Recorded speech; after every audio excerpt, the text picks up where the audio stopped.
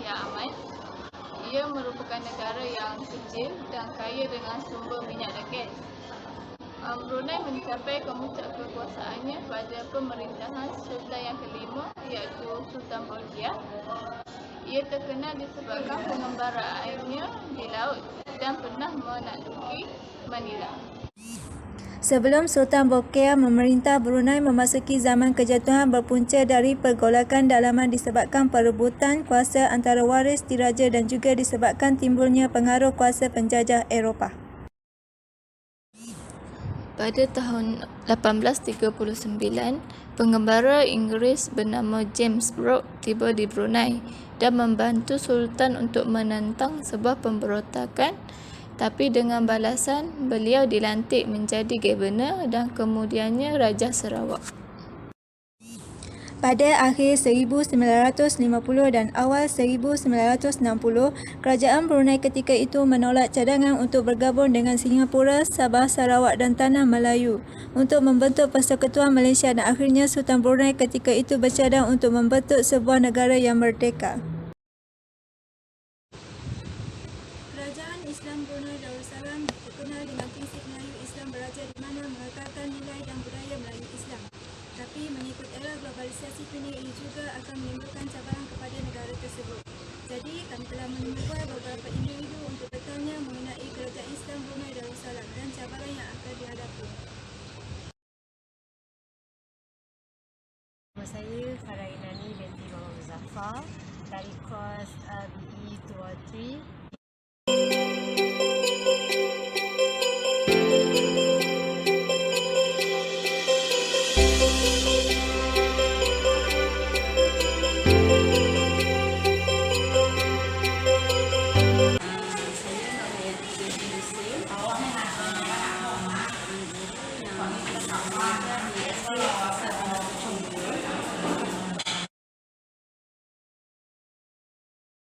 Berdasarkan apa yang saya tahu, kerajaan Islam Brunei adalah kerajaan yang ditubuhkan oleh Sultan kelima yang bernama Sultan Bolkiah. Dan apa yang saya tahu juga, kerajaan ini adalah kerajaan yang aman dan kaya dengan sumber gas dan minyak. Kerajaan Islam Brunei diasaskan oleh Sultan kelima, iaitu Sultan Bolkiah. Apa yang saya tahu tentang Brunei ialah ialah sebuah negara kecil yang kaya dengan sumber minyak dan gas yang terletak di sebelah utara Pulau Borneo. Seperti yang kita tahu, Brunei ini adalah sebuah negara yang kaya dengan sumber minyak dan gas yang terletak di sebelah utara Pulau Borneo. Nama Borneo ini diambil berdasarkan nama negara yang disebabkan oleh pengaruh dan kuasa yang kuat di Pulau Borneo. Brunei mencapai puncak kekuasaannya pada pemerintahan Sultan yang kelima.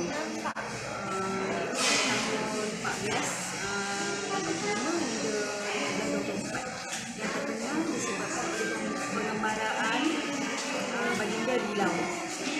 Sultan Haji Omar Hadi sebagai Sa'adun Al-Maskin.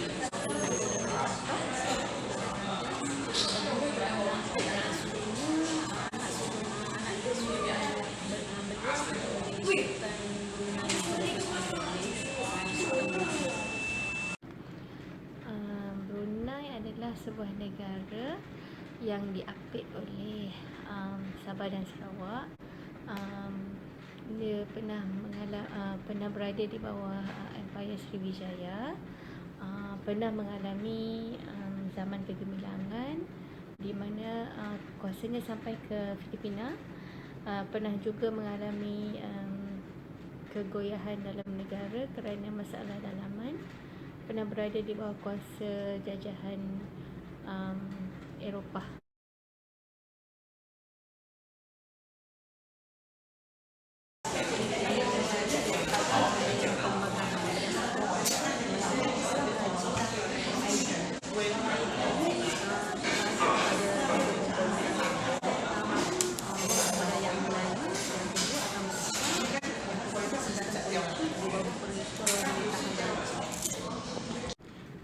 pemerintahan Brunei adalah yang dinamakan Melayu Islam Beraja.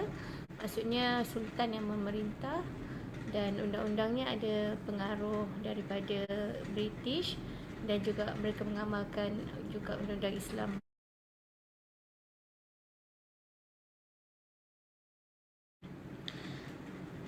Pada satu masa, seorang lelaki Inggeris telah datang ke Brunei untuk menawarkan pertolongan kepada Sultan Brunei. Dia namanya ialah Brooke. Jadi pada masa tersebut kerajaan Brunei mengalami masalah dalaman, iaitu pemberontakan yang berlaku. Okay. So soalannya, adakah wajar Sultan Brunei untuk menerima pelawaan pertolongan tersebut? Ini pada pendapat saya, sepatutnya sebuah negara dia mempunyai kekuatan dan pendirian yang teguh, yang kuat. Sepatutnya dia boleh menyelesaikan masalah dalaman yang berlaku, dan pertolongan yang datang daripada luar. Sepatutnya dia melihat dari segi apakah niat yang mungkin dibawa oleh orang yang menawarkan pertolongan tersebut. Jadi tidak wajarlah, pendapat saya lah ya, tidak wajar untuk Sultan Brunei menerima pelawaan daripada Brooke. Tapi mungkin pada masa tersebut mereka ataupun Kesultanan Brunei mengalami masalah ataupun kelemahan yang tersendiri. Jadi pertolongan itu adalah sesuatu yang boleh menyelesaikan masalah mereka. Di kerajaan negara Brunei Darussalam ni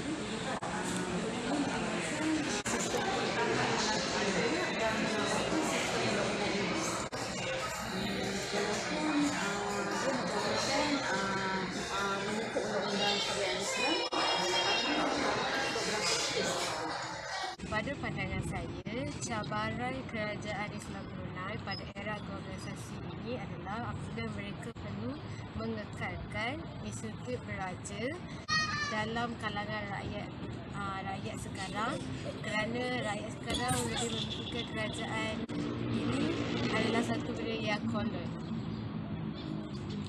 Cabaran terhadap agama Islam sebagai agama rasmi salah satunya datang daripada pengaruh agama lain seperti Kristian, Buddha dan Hindu, yang mana pengikut agama ini menyebarkan tentang agama mereka. So, kerajaan perlu mempergiatkan lagi dakwah tentang Islam supaya umat Islam tidak terpengaruh dengan agama-agama yang lain.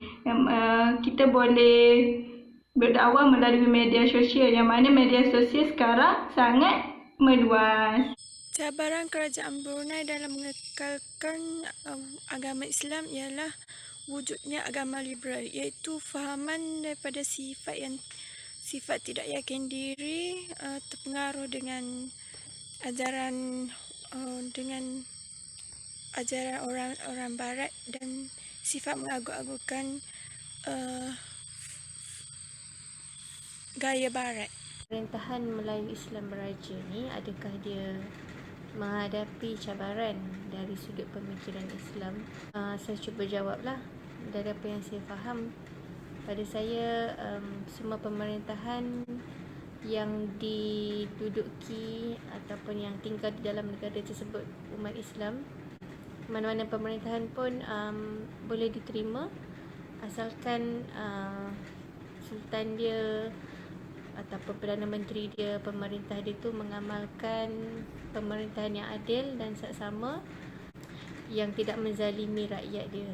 Jadi mana-mana sahaja negara Islam ataupun negara umat Islam, kalau dia memegang menjaga kemanusiaan, human rights, dan dia menjaga rakyat dia dengan baik, itu adalah benda yang Islam itu nak sendiri. Tak semestinya namanya Islam, dia ada slogan Islam dan sebagainya. Tetapi Islam adalah nilai yang universal yang boleh dipegang oleh mana-mana negara.